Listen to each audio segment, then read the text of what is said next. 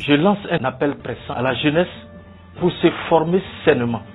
Dans notre programme qui s'articule autour de 4 points, le premier point, c'est la culture et la capacité de création d'entreprise qui est basée sur l'idée, sur l'entreprise qui est créée et la création des emplois. En deuxième phase, vous avez l'entrepreneuriat et l'administration des affaires. Une entreprise, quand elle est créée, c'est dans sa gestion que nous réussissons à mettre sur le terrain les produits et donc avoir de la clientèle. Donc il est important de bénéficier de cette expérience-là.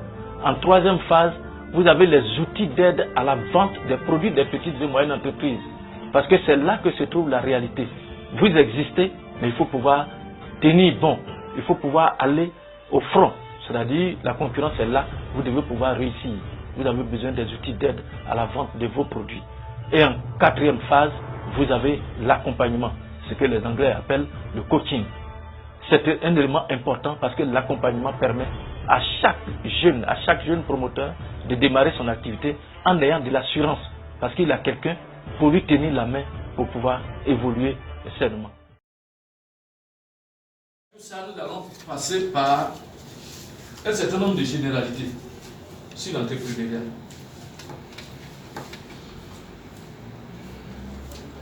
Important à savoir, vous voulez vous orienter dans l'entrepreneuriat. Il y a des informations importantes, générales, qu'il faut savoir. La première information, en envisageant de créer sa propre entreprise, il faut, premièrement, alors, ce n'est pas la peine de passer trop de temps à prendre note, et puis vous n'avez pas suivi. Vous aurez les cours, ils vont vous envoyer en version numérique. Ils vont vous donner tout ça. Donc ici, c'est échanger, discuter, et puis noter certaines choses où ça appelle à des questions, pour qu'on puisse partager dessus. Et donc c'est un temps de partage. Je ne suis pas en train de vous dicter des choses, donc on va partager sur les éléments que je donne, et puis ils vont vous envoyer les cours en version numérique. Vous les aurez en PowerPoint comme ça. Alors, c'est prendre pleinement conscience de l'enjeu de la création d'entreprise. Lorsque vous envisagez, premièrement, en termes d'enjeu, c'est l'opportunité de réaliser ses ambitions, mais aussi le risque d'échec, aux conséquences multiples et parfois graves. Pour ceux qui ont déjà entrepris, vous savez de quoi il s'agit. Vous y mettez un capital, vous y mettez votre temps, mais il arrive qu'à la fin, vous sortez zéro. Et puis, comme vous travaillez, pour la plupart d'entre vous, êtes encore salarié, vous avez mis une cousine, un frère, un petit frère, il n'a pas votre esprit dans l'affaire. Lui, c'est ce que vous lui donnez à la fin du mois, c'est ça qui lui importe. Et donc, les risques qu'il fait courir de votre entreprise, ça ne l'intéresse pas. L'essentiel, c'est que la fin du mois va arriver, vous allez donner. Alors, maintenant, il y a un élément très trompeur. Lorsqu'on confie son activité à son frère, à son cousin et autour. Comme vous êtes salarié, quand les choses ne vont pas, ils vous appellent, et puis vous sortez de votre poche, vous faites ce qu'on appelle les soudures. Et ça vous donne l'impression que l'affaire marche. L'affaire ne marche pas.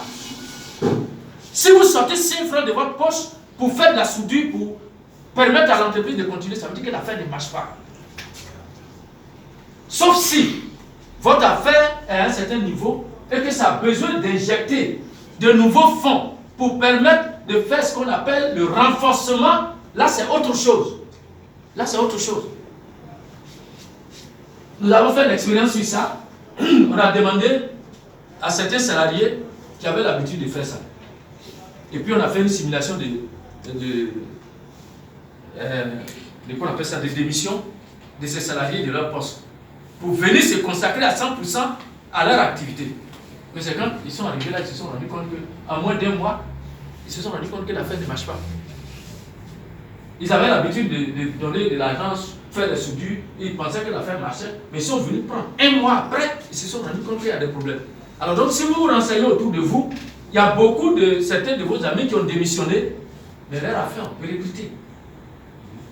Ça ne bouge pas. C'est dû à ça. Ils ne sont pas suffisamment formés, parce que beaucoup, jusqu'aujourd'hui, au XXIe siècle, pensent qu'aller en entrepreneuriat, on n'a pas besoin de se former. Les gens croient que c'est l'argent qui fait l'entrepreneur, c'est faux. Je le dis crânement, c'est faux. Moi, j'ai fait 9 ans dans une banque, j'ai démissionné, et puis j'ai commencé par un atelier de confection.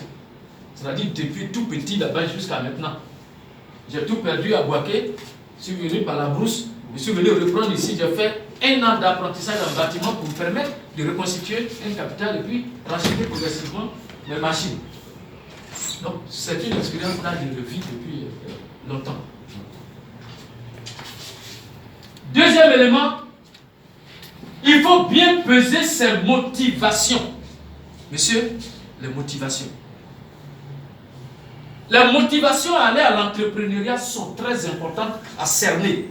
Si c'est parce que vous avez des frustrations avec votre patron au bureau que vous êtes en train de démissionner, il y a problème. Il y a problème. Si c'est parce que vous avez vu un ami qui est en train de prospérer, et puis vous dites, bon, ah mais comme il prospère, je m'en vais me mettre dedans, il y a problème. Donc il y a plusieurs motivations qui ne sont pas valables pour vous permettre de vous y engager. Il faut faire très attention. Troisième chose, avoir le sens du sacrifice. Si vous n'avez pas le sens du sacrifice dans votre vie, n'allez pas à l'entrepreneuriat. N'allez pas à l'entrepreneuriat. Parce que quand vous commencez, pratiquement 12 heures, 14 heures, vous êtes obligé de travailler. J'ai fini avec vous, actuellement, à 15 heures. Pendant que vous allez partir à la maison, moi je vais directement au bureau. Et je serai là-bas, des fois jusqu'à 22 heures, avant de rentrer. Donc, c'est des sacrifices. Ensuite, nous faisons d'autres sacrifices qui sont peut-être pour le commun un peu indécents. Je choisis des fois de faire couper le courant chez moi à la maison pour me permettre de payer mes ouvriers. Parce que j'ai peut-être un paiement dans 3 jours, mais si je ne paye pas les ouvriers, parce que je les paye samedi, si je ne les paye pas, ils risquent de bloquer mon travail pendant 2 jours et je ne pourrai pas livrer à date indiquée à mon client. Donc c'est des sacrifices qu'il faut faire. Vous n'avez pas le choix.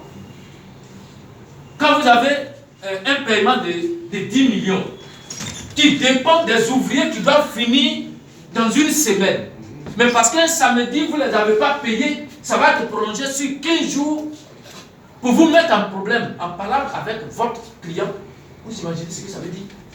Pourquoi ne pas sacrifier peut-être 500 000, 600 000 ce samedi, couper le courant pour quelques jours à la maison et puis obtenir 10 millions dans une semaine? Voilà comment les choses se font quand on parle de sacrifice. Et puis, on sacrifie aussi son temps. On verra la gestion du temps ici tout à l'heure. On ne va plus dans tous les maquis avec tout le monde. Ce n'est pas possible. On va dans un bon point quelque part pour rencontrer un partenaire, pour discuter business, affaires. De grâce, les amis de quartier là, on n'est pas toujours obligé de continuer avec eux. Parce que quand vous allez chuter, ils seront les premiers à être les perroquets dans le quartier pour vous. Le suivant, c'est être persévérant, mais réaliste. La persévérance ne veut pas dire fermer les yeux et puis aller comme ça. Il faut être réaliste. Il y a des projets, c'est pour ça que j'ai posé la question ici. Quand vous alignez 3 activités, en même temps, je dis vous commencez par où? C'est le réalisme ça. Vous êtes dans la mine, mais vous tombez dans l'agro. Est-ce que c'est vraiment, ça sera beaucoup plus rapide? Donc, la persévérance, dans le domaine même que vous choisissez, il faut faire très attention, il faut être réaliste. Le réalisme se trouve en affaires. C'est pour ça qu'on regarde quelqu'un, quand on ne sait pas comment il gagne son argent, pour entreprendre avec lui. Le point suivant, c'est s'armer de pratiques en misant sur le long terme sans chercher à brûler les étapes. Alors, pourquoi on ne réussit pas beaucoup? C'est parce qu'on aime l'immédiat. On veut gagner l'argent tout de suite. Ceux qui sont dans le domaine agricole, vous parlez du domaine agricole. Mais sachez que les parents planteurs qui ont enrichi ce pays, avant, les cacaoyers, on appelait ça cacaoyers français. Ça faisait combien d'années avant de sortir les 7 ans. c'est comme le VA aujourd'hui. Mais pourquoi les parents attendaient 7 ans pour commencer à accueillir, gagner de l'argent? Et puis nous, quand on crée une entreprise, on veut dans 3 mois gagner de l'argent. C'est ça le principe. Mais comme on sait tellement, on a jeté nos cultures dehors pour aller emprunter pour les autres, on ne se rend pas compte que la culture entrepreneuriale existe chez nous. Vous voyez la patience, 7 ans. Et comment ils vont? Il va avec une machette. D'abord, il arrive dans un campement quelque part là-bas, il achète une machette, il prend un régime de bananes, et puis le bienfaiteur qui est là lui dit, bon, alors je vais aller te montrer où tu vas t'installer. Il l'emmène quelque part au fond, dans la forêt. Et puis lui, il reste là-bas. Quand il finit de manger son régime de bananes, il ressort un peu, il vient prendre un autre régime, et il le fait pendant combien d'années? Au bout d'1 an, 2 ans, 3 ans, il se retrouve à plusieurs hectares. Et votre tour. Vous voyez, c'est ça la création d'une entreprise. C'est ça la création d'une entreprise. Lorsqu'on se base sur nos cultures, on comprend qu'on ne gagne pas de l'argent du jour au lendemain en créant une entreprise. Les Européens même qui nous ont brandi le business plan, c'est 3 ans au minimum quand on vous demande de faire un plan d'affaires, selon la nature de l'activité. Ça veut dire que c'est au bout de 3 ans qu'on peut espérer faire retour sur investissement. Pendant que nos vieux attendaient 7 ans pour faire retour sur, commencer à faire retour sur investissement. Vous voyez? Le point suivant, c'est avoir à l'esprit de vouloir satisfaire un besoin existant. Retenez très bien ce mot besoin. C'est la clé. C'est la clé de la vie d'une entreprise. Si une entreprise que vous allez créer n'est pas basée sur un besoin réclamé par des potentiels clients sur le marché, gardez pour vous. Et puis continuez à dire, comme on le dit souvent ici, moi je sais que ça va marcher. C'est pas ça. Quelqu'un veut créer une entreprise, on lui pose des questions, il dit moi je sais que ça va marcher. J'ai été membre du jury, de plusieurs jurys. Quand on pose des questions à des jeunes gens pour leur concours de business plan, c'est comme ça qu'ils nous répondent. Ah, moi je sais que ça va marcher. Comment tu sais que ça va marcher? Et puis on pose la question, tu as produit 10 unités. C'est toi-même qui achètes les 10 unités ou bien c'est quelqu'un d'autre? Il dit non, c'est quelqu'un d'autre. Mais c'est quelqu'un d'autre, c'est tout. Si tu ne le localises pas, nous on tire un trait dessus. C'est fini. On n'a plus besoin, on ne te pose plus de questions. C'est fini pour toi. Donc voilà un peu comment il faut comprendre les enjeux lorsque vous envisagez vous orienter dans le domaine de l'entrepreneuriat. Alors, il y a un autre défi important que nous devons prendre en compte dans les généralités. Il s'agit de l'entrepreneur et la gestion du temps. L'entrepreneur et la gestion du temps. Les Anglais disent quoi? Time is money. Ça veut dire quoi? L'entrepreneur doit considérer le temps comme de l'argent. Mais comment nous on gère le temps ici? On va voir. On va voir ensemble. Alors, pour gérer son temps, il faut commencer par ce premier point. Se réveiller et s'organiser. Alors, je voudrais que vous applaudissez, vous qui êtes là dans la salle.